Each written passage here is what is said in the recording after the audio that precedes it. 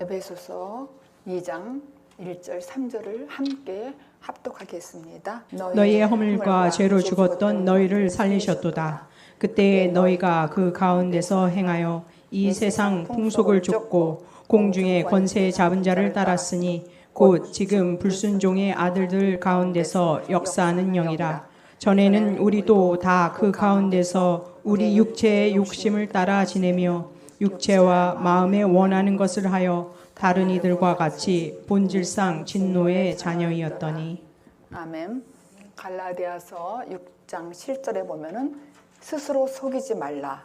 하나님은 만홀히 여김을 받지 아니하리라 하시니 사람이 무엇으로 심든지 그대로 거두리라 그렇게 기록이 되어 있습니다. 누구든지 자기가 심은 것을 그대로 거두게 된다는 당연한 이치를 말하는 것입니다. 그런데 일반적으로 교회를 다니는 분들 중에서 저는 주님을 열심히 믿을 테니까 저에게 복을 주시고 영생을 주세요 그렇게 하는 식으로 다니는 사람들이 많이 있습니다. 구원을 얻기 위해서 하나님께 잘 보이기 위해서 악착같이 열심으로 노력하는 것이 필요하다고 생각하는 것이죠. 유대인들은 하나님 앞에 당당히 서려고 자기 의를 지키다가 결국은 실패를 했습니다. 이 땅에 성경이 약속한 대로 예언대로 메시아가 오셨어요. 그들이 기다렸는데 약속한 대로 오셨어요. 하지만 예수님께서 그들을 인정해 주기는커녕 위선자들아 심히 책망하셨어요.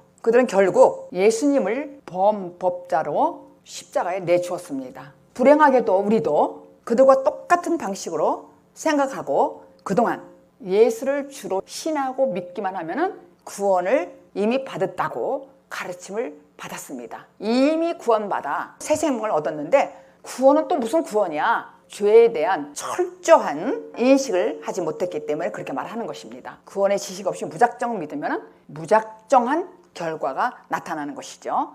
마태복음 7장에 보면은 생명으로 인도하는 문은 좁고 길이 협착하여 찾는 이가 적다고 그렇게 기록이 되어 있습니다. 좁고 협착한 문이라는 것은 그 앞에 장애물이 많아서 좁아진 문을 뜻하는 거예요. 누가 놓았을까? 내가 그 앞에 장애물을 놨다는 거예요. 장애물은 뭔가 했더니 나의 의, 나의 옳다함 아니면은 내가 율법적으로 열심히 노력해서 들어간 줄 알았다는 것. 그러니까 율법으로는 하늘나라 못 들어간다는 것이죠. 예수 그리스도로 말미암아 들어가는 것이지 내가 하는 것은 안 된다는 거예요. 내가 한다고 하는 것은 구원에 대한 올바른 개념이 아닙니다. 성경에 말하는 구원은 예수로 인하여서 자기 안에 새 생명이 잉태되고 그 생명이 태어난 후에 온전히 자라는 전 과정을 구원이라고 그러는 거예요. 아멘. 또는 하나님 나라까지 길을 알고 그 길을 가는 과정을 말하는 거예요.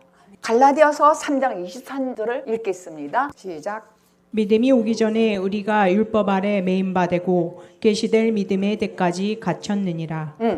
믿음이 오기 전이란 그랬잖아요. 우리는 율법 아래 보호를 받으면서 믿음이 계시될 때까지 갇혀있다는 얘기예요. 율법은 구약 전체를 의미하는 거예요. 그러니까 구약의 전체 결론은 예수님이 완전하게 이루셨어요. 내가 율법을 폐하러 온 것이 아니라 율법을 완전케 하러 왔다 그랬잖아요. 예수님이. 즉 예수 그리스도께서 인간의 죄를 십자가에 완전히 해결하시면은 그때부터 믿음이 필요하다는 거예요. 믿음이라는 것은 안 보이는 것이 보이는 거예요. 믿음은 바라는 것들이 실상이에요. 보지 않는 것들이 증거라고 그랬어요. 그런데 도대체 어떻게 하나님을 믿습니까 우리가? 요셉의 상황을 대입해서 한번 이해를 좀 해보겠습니다. 여러분 다 아시죠? 창세기 나오는 요셉. 요셉의 삶은 하나님 백성들이 이 세상에서 고난을 통과하여 하나님의 뜻을 이루는 자로 지어져가는 모습을 한 면으로 담고 있어요. 요셉은 말씀이 오기 전에 감옥에 갇혀 있어요. 이 말씀이 너무 중요해서 지금 제가 천천히 지금 여러분들 잘 생각하면서 들으라고 하는 거예요. 시편 105편 17절부터 19절까지 읽겠습니다. 시작. 한 사람을 앞서 보내셨으며 요셉이 종으로 팔렸도다. 그 발이 착고에 상하며 그 몸이 쇠사슬에 매였으니 곧 여호와의 말씀이 응할 때까지라. 그 말씀이 저를 단련하였도다. 그가 요셉을 앞서 보내셨다고 그랬어요. 그가 누구냐면 하나님이에요. 그래서 요셉은 감옥에 매여 있는 몸이에요. 언제까지 매여 있냐면 하나님의 약속이 성취될 때까지 감옥에 매여 있다는 거예요. 그리고 때가 되었을 때에 말씀대로 하나님의 뜻이 이루어졌습니다. 주 예수 요셉이 총리가 되는 사건이 일어나잖아요. 그게 구원이라는 거예요. 쉽게 설명한다면 구원은 주 예수가 총리 되는 것과 같은 그런 기쁨이라는 얘기예요. 감옥에 gat혔던 사람이 하나님의 은혜로 때가 되어서 구출해냈어요. 그게 구원이라는 거예요. 우리 모두는 이 세상에서 감옥이라고 크게 생각하면 돼요. 그러니까 여러분들이 지금 어렵고 힘들고 어떤 감옥에 갇혔다면 아직 때가 아니라는 것이죠. 때가 성취되면은 그게 계시되는 거야. 말씀이. 그때 우리를 풀어준다는 거예요. 그런데 이거는 인간적으로는 절대 빠져나올 수가 없어요. 내 힘으로는. 여러분의 힘으로는 율법에서 빠져나올 수가 없다는 얘기죠. 그러면 도대체 언제 빠져나오나? 믿음이 계시될 때까지예요. 믿음이. 말씀이 계시될 때까지. 우리는 하나님과 동행하는 삶 속에서 여러 가지 배신도 당하고 모함도 당하고 미움도 당하고 요셉처럼 갇히는 거예요. 내 안에 감옥에 갇혔을 수도 있다는 얘기죠. 그 감옥 안에서 나중에 누구를 만나요? 술 맡은 관원장과 떡 맡은 관원장을 만나요. 그런데 거기에서 술 맡은 관원장에게 자기 모든 걸 토해내는 거예요. 나는 여기 있을 사람 아닌데 난 너무 억울하다. 음탕한 짓도 안 했다. 보디발의 부인을 내가 어떻게 하지도 않았다. 이러면서 토론을 하는데도 그때뿐이야. 술 맡은 관원장이 너 나가면 나를 좀 생각해달라 이런데도 잊어버렸단 말이에요. 그런데 그건 하나님의 역사예요. 금세 풀어주지 않는 거예요. 하나님의 계획의 시간표가 다 있다는 얘기예요. 그래서 요셉이 겪어야 될 모든 거는 다 겪게도록 내버두는 거예요. 그런데 때가 됐을 때, 때가 된다는 것은 말씀이 임하고 믿음이 계시될 때에 우리를 풀어준다는 얘기죠. 하나님의 시간표대로. 이걸 알으면은 굉장히 우리에게 유익해요. 신앙생활 하는 데 있어서. 우리가 어떤 감옥이 있다 할지라도 예수님과 함께 죽는다면은 주님은 반드시 우리를 풀어준다는 것이죠. 그러니까 잘 생각해 보시면 여러분들이 내 안에 울고 있는 내가 있는지를 한번 보시란 말이에요. 내 안에 울고 있는 나. 그러니까 옥이라고 생각하란 말이에요. 옥. 내 안에 옥이 있단 말이에요. 그 옥이 뭐냐면은 아픔, 슬픔, 거절당함, 배신. 하나님이 안 보였다고 지난 시간에 제가 말씀드렸잖아요. 그렇게 억울하고 분하고 약간 당하면은 하나님이 보이지 않더라고요. 그 보이지 않는 게 내가 옥에 갇혔더란 얘기야. 그래서 옥에 갇힌 사람한테 이렇게 말씀을 증거해도 생명의 말씀이 들어가잖아요. 제가 그걸 깨달았고요. 생명의 말씀이 왜 못 알아듣나? 허다한 무리들이 그렇게 많은데 이 생명의 말씀에 관심을 갖지 않는 이유가 있었어요. 왜냐면 옥에 갇혔기 때문에. 근데 옥에 갇혔다는 것은 내 안에 억울한 아픔과 고통과 미움과 이런 모든 데 갇힌 사람, 이런 사람은 울고 있는 거예요, 속에서. 근데 표현을 안 하는 거예요. 그래서 이 말씀이 들리지 않는다는 거예요. 제가 아는 형제가 있어요. 이분이 몇십 년 동안 하나님을 믿었어요. 하나님을 믿었는데 그냥 자기 방식으로 믿는 거예요. 좋을 때는 좋고 나쁠 때는 나쁘고. 어느 날 저한테 헌금을 좀 하고 싶은데 카드로 하면 안 되는 것이냐 연락 왔어요. 자기가 기분대로 사는 거야. 이분에게 제가 강력하게 너 회개하지 않으면 천국에 들어갈 수 없어! 이렇게 얘기했어요. 회개해. 이건 가까운 사이니까 제가 얘기한 거예요. 그러니까 뭐라고 얘기하냐면 그럼 회개하지 않으면 사거리 다 지옥 가니. 이 말씀을 안 들었다는 얘기잖아요. 이 말씀을 제대로 들었다면 그렇게 말하지 않지. 반드시 회개해야 천국 간다니까요. 자기가 어떻게 살아가게 되고 어떤 종말이 맞을 것인지를 별로 심각하게 생각하지 않는 결과야. 우리의 구원의 크기를 측량하기 위해서는 우리가 죄에서 건져진 그 깊이를 알지 못하고는 그 구원이 얼마나 엄청난 것이라는 것을 알 수 없다는 거예요. 그 죄가 얼마나 무시무시한 것인가를 한번 생각해 보자고요. 하나님의 새 언약에 의하면은 우리가 새 사람으로 변화되는 것은 내 자신이 부인되고 하나님 통치가 자신 안에 온전히 시행이 되어야만 하나님 나라 백성으로서의 자격을 갖추는 거예요. 그런데 그 속에 또 다른 법이 여전히 존재한다는 말이 있어요. 바울이 그렇게 기록했어요. 로마서 7장 22절, 23절까지를 읽겠습니다. 내 속사람으로는 하나님의 법을 즐거워하되 내 지체 속에서 한 다른 법이 내 마음의 법과 싸워 내 지체 속에 있는 죄의 법 아래로 나를 사로잡아 오는 것을 보는도다. 그러니까 내 지체 속에서 하나님의 뜻대로 내가 살고 싶어해. 여러분도. 그런데 그 옛사람이라는 내 속에 있는 것이 허락지 않다는 얘기예요. 이것이 엄청난 영적 전쟁이란 말이에요. 바울이 그 전쟁을 이렇게 묘사한 거예요. 지금 읽으신 대로. 분명히 이것은 창세 전에 택함받은 백성들에게서만 일어나는 영적 전쟁이에요. 그런데 보시다시피 하나님께서는 새 사람이 이길 수 있도록 나를 도와주지 않아. 옛사람이 속사람을 이기게 그냥 내버두는 거야. 그러니까 바울이 막 한탄하는 거예요. 왜 내가 이렇게 사람이 이럴까? 로마서 7장 24, 25절 시작. 오호라 나는 공고한 사람이로다. 이 사망의 몸에서 누가 나를 건져내랴. 우리 주 예수 그리스도로 말미암아 하나님께 감사하리로다. 그런즉 내 자신이 마음으로는 하나님의 법을 육신으로는 죄의 법을 섬기노라. 그러므로 누군가 나를 도와주지 않으면은 자기는 영원한 사망 떨어질 뻔했다는 거야. 자신의 무력함을 지금 발견한 거예요. 그러고서 바울이 어디로 가냐면은 하나님이 준비한 예수 그리스도께로 가는 거예요. 그러니까 이건 뭐냐면 여러분들 잘 지금 중요한 말씀이에요. 중간은 없어요. 천국 아니면 지옥이에요. 옛사람 아니면 새사람이야. 아니야, 저 사람은 지금 거짓 새사람 된 것 같아. 이건 아니야. 예스 아니면 노야. 현재 상황을 얘기해 보라니까요. 현재 상황. 여러분들이 확실히 새사람인가 아닌가, 이게 둘 중에 하나예요. 내가 똑같이 예수 믿었는데 이건 율법이 아직까지도. 그건 옛사람이야. 새사람이 안 됐다고요. 죄인 중에 괴수요. 바울이 그랬잖아요. 그렇게 확실하게 자기가 죄수라는 걸 알아야 된단 말이에요. 그래서 오라 공부한 자로다. 탄식하는 거예요. 예수 그리스도께로 가야 된다는 얘기예요. 그러니까 하나님 도와주세요. 제가 눈이 뜨기 전에 이런 걸 많이 했어요. 오죽하면 십자가 들고 하나님 날 살려주세요. 날 죽여주세요. 막 이렇게 고백하는 거예요. 하나님 나는 왜 이렇게 이런가요? 그리스도로 가야 된다는 얘기예요. 그럴 때 주님이 어느새 눈뜨게 해주더라 이거예요. 근데 그냥 가만히 있으면 안 돼. 고백해야 돼요. 고백하고 도와달라고.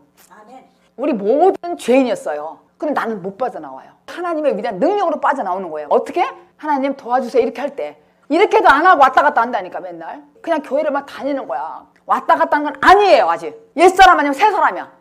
이 구원은 타락에서 출발하는 거예요. 그러니까 죄인에서 출발한다는 거죠. 부끄러운 게 하나도 없어요. 이거는 하나님 도와주세요. 내 힘으로는 할 수 없습니다. 그 전에 1장에서 예수 그리스도가 20번이 나온다니까. 그만큼 바울은 모든 것을 예수 그리스도 안에서 이루어진 것을 자세히 설명하고 있는 거예요. 자세히. 사도 바울은 여러분이 꼭 하나님의 도우심으로 그러한 복음을 더 밝히 알게 되기를 원한다고 기도했어요. 그러니까 본문에서 아직도 명확히 모르는 사람들을 위해서 다시 한번 구원받은 전에를 한번 생각해 보라는 거야. 하나님이 여러분 마음속에 역사하기 전에 어떤 존재였는가를 생각해 보라는 거예요. 바울은 본문에서 죄악 가운데 있는 인간의 상태를 죄와 허물로 죽은 자들이라고 표현했어요. 그게 오늘 읽으신 2장 1절 말씀이에요. 시작. 너희의 허물과 죄로 죽었던 너희를 살리셨도다.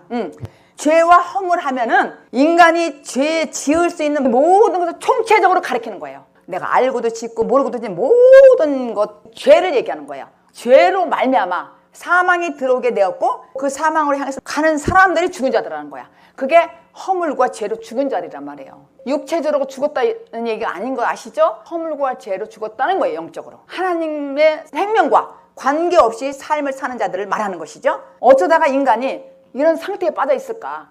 허물과 죄에 빠진 죽은 자들일까? 어쩌다가 우리가 이렇게 됐을까? 그게 2절이에요. 시작. 그때에 너희가 그 가운데서 행하여 이 세상 풍속을 좇고 공중의 권세 잡은 자를 따랐으니 곧 지금 불순종의 아들들 가운데서 역사하는 영이라. 이 죄인들은요, 이 세상에서 누군가의 지배를 받고 있다는 얘기야. 누군가의 지배를 받는가 했더니 이 세상의 풍속 쫓는, 이 세상의 풍속을, 그 아이온이라는 말은 정확히 번역하면 너희가 이 세상의 세대를 쫓고 있다는 말이란 얘기예요. 이 세대. 일반적인 의미에서는 하나님을 떠나 있는 사고 방식, 정신을 얘기하는 거예요. 여기서 또 공중 권세 잡은 자와 불순종하는 자들 가운데서 역사하는 영은 마귀와 결합된 인격인 우리의 안에 죄인 나예요. 그래서 허물과 죄로 죽은 자들을 가리켜서 귀신 들린 자라고도 말해요. 예수님께서 마가복음 5장에 배를 타고 거르사 지방에 가셨어요. 거기 내려서 이렇게 있는데 더러운 귀신 들린 사람이 예수님 앞으로 나오는 거예요. 귀신 들린 사람이 뭐냐면은 다름 아닌 하나님 말씀을 알지 못하고 육신의 정욕에 빠져 있는 사람, 모든 죄인들을 총칭하는 거야. 귀신들이라고 할 수 있다는 얘기예요. 더 확실하게 요한 서신으로 가면 분명해져요. 요한 1서 3장 8절 분명해집니다. 읽겠습니다. 죄를 짓는 자는 마귀에게 속하나니 마귀는 처음부터 범죄함이니라. 하나님의 아들이 나타나신 것은 마귀를 멸하려 하심이니라. 죄를 짓는 자는 실수로 짓는 게 아니라니까요. 근본 자체가 불순종하는 영이 있단 말이에요, 속에. 그래서 존재적으로 자기 자신이 주인이 마귀이기 때문에 죄를 짓는다는 거예요. 강하게 마귀, 불순종하는 영 이렇게 했는데 이걸 좀 부드럽게 설명한다면 바로 옛사람이에요. 여기서 처음부터라는 말이 있잖아요. 죄를 짓는 자는 처음부터 범죄함이라고 했어요. 처음부터 범죄한대요. 그러니까 본질상 근본적으로 라는 얘기예요. 우리는 이 땅에 태어났을 때 허물과 죄로 본질상 태어났어요. 그래서 우리는 죄인이야. 그냥 뭐 해주도 않았는데 우리는 죄인이라니까. 본질상 마귀의 정의는 죄고 불법이란 말이에요. 하나님 아들이 나타난 것은 마귀의 일을 멸하려고 나타났다는 거야. 지금 읽으신 말씀이에요. 대부분이 이 구절을 사람들은 어떻게 생각하냐면 예수님 2000년 전에 오셨지 이렇게만 생각한다는 얘기죠. 하나님이 나타났다, 주님이 나타났다 이러는 것은 무엇이냐면 우리 몸에 이루어지는 주님의 영적 재림을 말하는 거예요. 재림. 고린도후서 12장 2절부터 4절까지 읽겠습니다. 시작. 내가 그리스도 안에 있는 한 사람을 아노니 14년 전에 그가 셋째 하늘에 이끌려 간 자라. 그가 몸 안에 있었는지 몸 밖에 있었는지 나는 모르거니와 하나님은 아시느니라. 내가 이런 사람을 아노니 그가 몸 안에 있었는지 몸 밖에 있었는지 나는 모르거니와 하나님은 아시느니라. 그가 낙원으로 이끌려가서 말할 수 없는 말을 들었으니 사람이 가히 이르지 못할 말이로다. 바울이 지금 낙원에 갔다는 거예요. 낙원으로 이끌려가서 말할 수 없는 말을 들었다는 얘기예요. 지금 제가 영적 재림을 설명했어요. 영적 재림이라는 것은 그리스도의 영이 내 안에 사람이 영적 재림됐다는 거예요. 바울이 하늘에 올라갔다 왔어요. 멀리 있는 것 같아요, 하늘이. 근데 가보니까 옆에 났다는 것이죠. 옆에 있었다는 거죠. 그것을 영적 재림이라고 그러는 거예요. 예수님이 멀리 간 줄 알았는데 내 안에 오셨다는 거야. 그게 재림이라는 거예요. 영적 재림을 지금 얘기하는 거예요. 그래서 아직 하나님의 아들 영이 임하지 않는 사람은 나중에 보고 이렇게 얘기할 거예요. 저게 뭐야? 백마를 타고 예수님이 오셔도 저분이 누구야? 이렇게 한다는 얘기야. 그러니까 우선 영적으로 그리스도가 내 안에 온 것을 재림이라고 하는 거예요. 그렇게 온 사람은 예수님이 나중에 와도 알지. 그분이나 이분이나 똑같은 분이니까. 그런데 그 백마를 타고 나중에 오시는 그분이 때는 이미 늦어. 심판이야 그때는. 그래서 우리가 지금 이 땅에서 여기서 그리스도가 내 안에 영으로 임하시는 게 영적 재림이라는 거예요. 이분이 오셔야 돼. 근데 많은 사람들이 이렇게 말하면 판단해. 손가락질하고. 이거 무슨 재림 얘기야. 여러분 똑바로 아시라고 지금 천천히 말하는 거예요. 육체적으로 눈으로 보는 그 재림을 제가 얘기하는 게 아니라 영적 재림은 그리스도 영이 내 안에 온 사람이 영적 재림됐다는 얘기예요. 우선 와야 되잖아. 그런데 이 말을 거부하고 판단하는 사람은 베드로 후서 3절 5절에 하나님의 말씀으로 된 것을 저희가 일부러 이질을 하죠. 말도 안 되는 소리 하고 있는 이 소리야. 그러니까 지금 바울이 사람의 말로는 말이 되지 않는 말이 있다는 것을 얘기하는 거예요. 말이 안 통해. 그게 동행한 사람은 이 말이 통하지. 제가 천국 갔다 왔다는 얘기를 언젠가 간증한 적이 있을 거예요. 시공을 초월하는 거예요. 그래서 영이 내 안에 오시면은 시공을 초월해서 한계를 뛰어넘는다는 거예요. 그런데 제가 그때 간증할 때 어떻게 설명했냐면 안방에서 건너편 가는 것처럼 그렇게 가깝더라는 얘기예요. 초월한다. 영이 그렇다니까. 가볍다니까요. 정말 사람의 말로는 말이 되지 않는 말이 있다니까. 그러니까 제가 이렇게 설명해도 생명의 말씀이 이렇게 있다. 영적 체험 해도 이 말을 모르는 사람은 말이 되지 않는 말을 알아듣는다는 얘기예요. 이 사람의 말로는 말이 되지 않아. 바울이 다 경험을 해보고 쓴 거예요. 자기가 갔다 왔더니 바로 여기도 옆이더래. 2번 썼잖아요. 강조했잖아요. 갔다 왔더니 바로 옆이네? 여기네? 이 얘기예요. 3절 본문 읽겠습니다. 시작. 전에는 우리도 다 그 가운데서 우리 육체의 욕심을 따라 지내며 육체와 마음에 원하는 것을 하여 다른 이들과 같이 본질상 진노의 자녀였더니 사도는 이 땅에 태어나는 모든 인간들을 본질상 진노의 자녀들이라고 이야기하고 있어요. 불순종을 어디서 배운 게 아니에요. 본질상 그렇게 태어나서 우리는. 그래서 시편의 51편에 보면은 5절 내가 죄악 중에 출생하였으며 모친이 죄 중에 나를 잉태하였다. 내가 죄악 중에 출생했대. 날 때부터 타고난 원죄를 지금 얘기하는 거예요. 창세기 1장 26절에 보면은 하나님의 형상과 모양으로 우리를 지으셨잖아요. 지으셨는데 타락으로 인해서 우리가 부패됐잖아. 죄와 허물이 이 땅에 우리가 왔단 말이에요. 부패된 존재로. 그래서 우리는 하나님의 형상으로 회복이 필요하잖아요. 그죠? 회복이 필요한데 인간의 힘으로는 도저히 가망성이 없어. 불가능이야. 하나님이 도우심을 구해야 되는 거예요. 도우심을. 그래서 거듭나서 새 사람이 되었다는 것은 하나님의 형상대로 완전히 회복됐다는 얘기예요. 완전히. 이거는 하나님의 은혜로 단번에 되는 거예요. 하나님의 은혜로 단번에 되는 것인데 새롭게 되는 일은 계속 점진적으로 나에게 일어나는 것이죠. 하나님께서 우리에게 우리 인생을 통해서 주어진 복을 다 주신다고요. 네가 내 말대로 다 했어. 네 말대로 들었어. 내 말대로. 그래서 내가 너에게 복을 주는 거야. 이 얘기예요. 이런 축복을 받는 저와 여러분이 되기를 예수 그리스도 이름으로 축복합니다. 기도합니다.